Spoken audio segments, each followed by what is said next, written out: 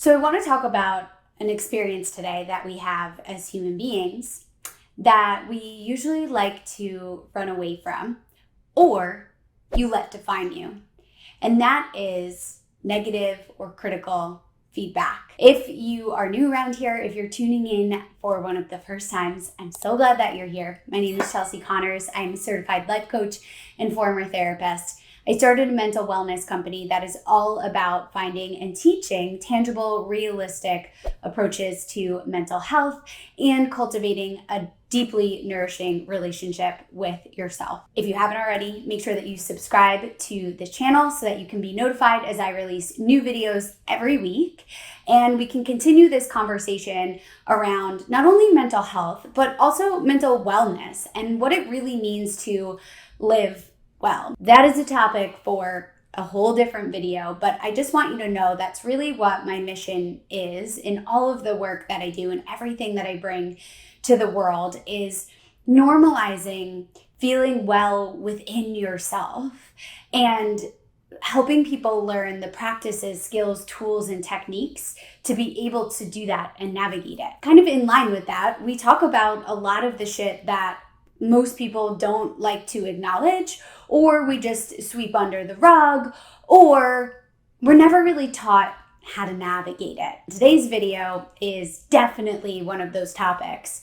So much so that I usually sit in my videos, and I really needed to stand up for this one as I record it for you because I have so much to say on it. First off, I want you to just think about the words critical or negative feedback. And this is the thing, is that we all receive it, whether it be in your personal romantic relationship, whether it be with friendships, whether it be at work or maybe with family members and navigating all of those fun dynamics, right? There are so many ways that we are constantly receiving feedback from the world around us. How important to be able to navigate receiving some not so great feedback in a way that doesn't cause you to completely question everything about yourself, or it doesn't immediately start this reaction where you just want to shrink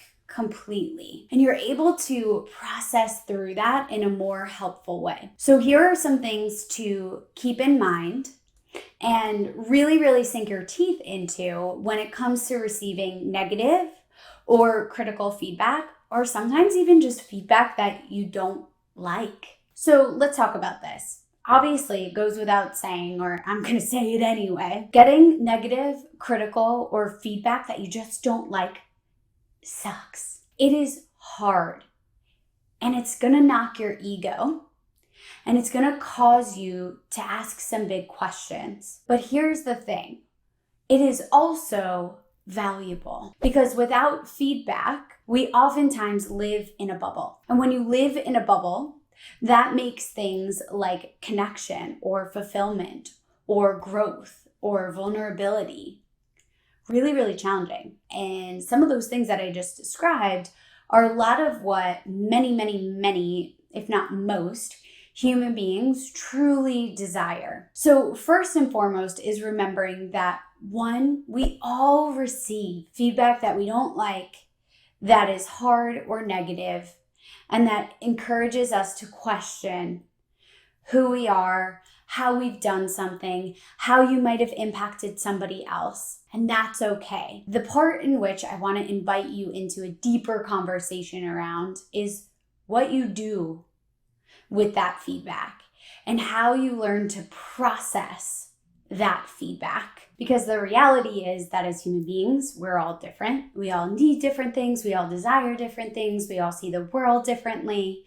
We all have different goals, perspectives, intentions, so on and so forth. Being able to receive critical, constructive, negative, or feedback that you don't like is inevitable. So the first thing is to remind yourself that you get to step into some self-leadership here. And here's what I mean by that. Being able to hold multiple things at the same time. You can know something to be true about yourself and also receive an experience from someone else that is on the contrary to how you usually describe yourself. You being in self-leadership there is being able to hear that person and what they're saying to you, and then filter it through your own systems and reevaluate that and sit with it.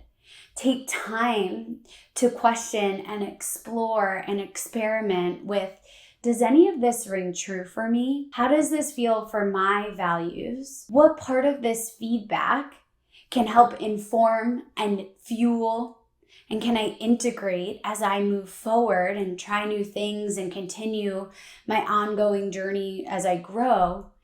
And what parts of it don't really resonate with me, or may not necessarily feel all that helpful for me, at least for right now.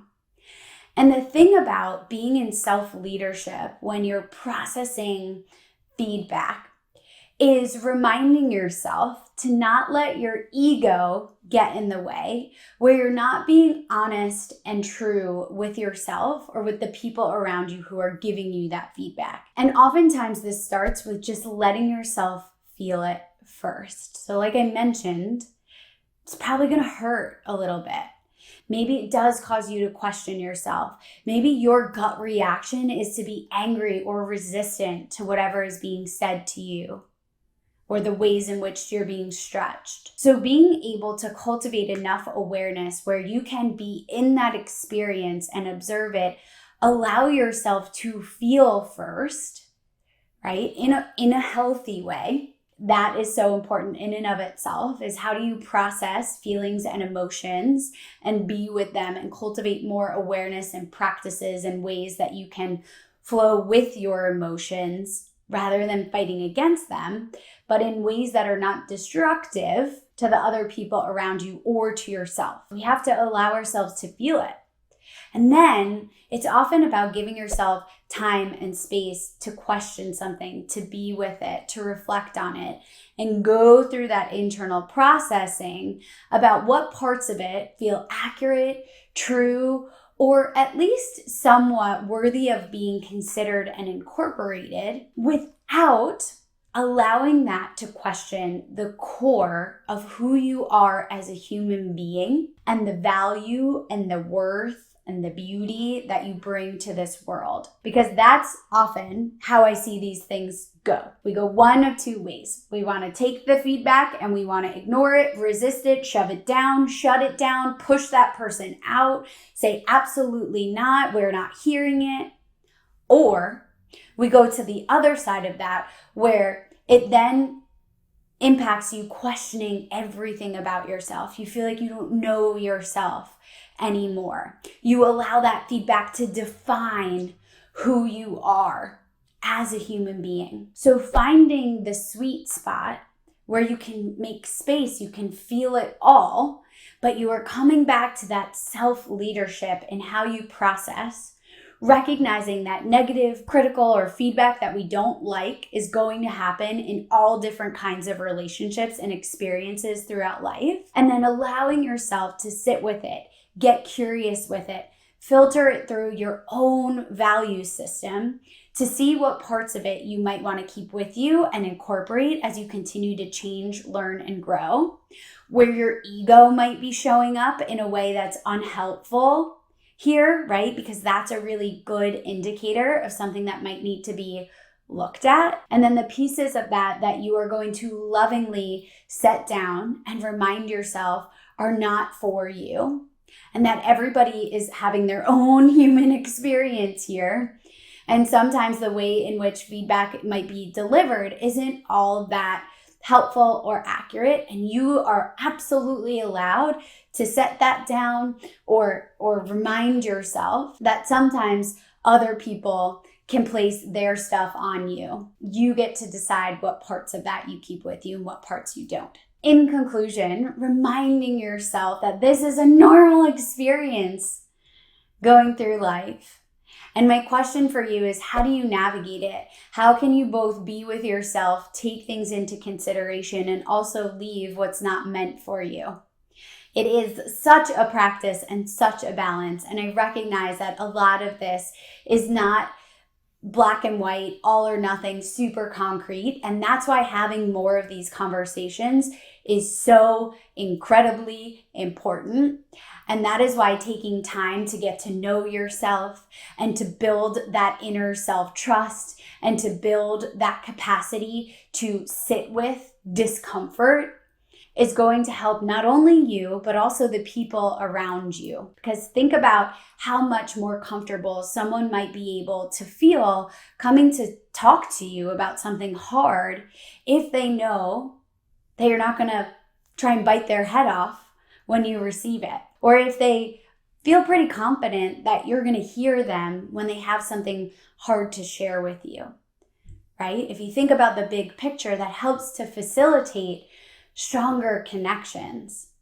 And so it goes on both ends of this, the giving and the receiving, right? So when we're initiating a hard conversation or some challenging feedback, or we're receiving it, these skills are so incredibly important. So go out there, start practicing it. Take a moment and reflect. What are some of your natural inclinations to how you deal with this?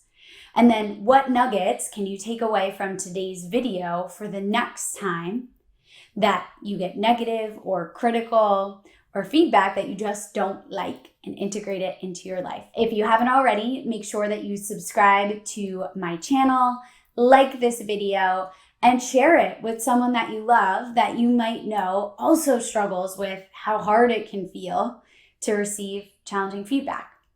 Until next time.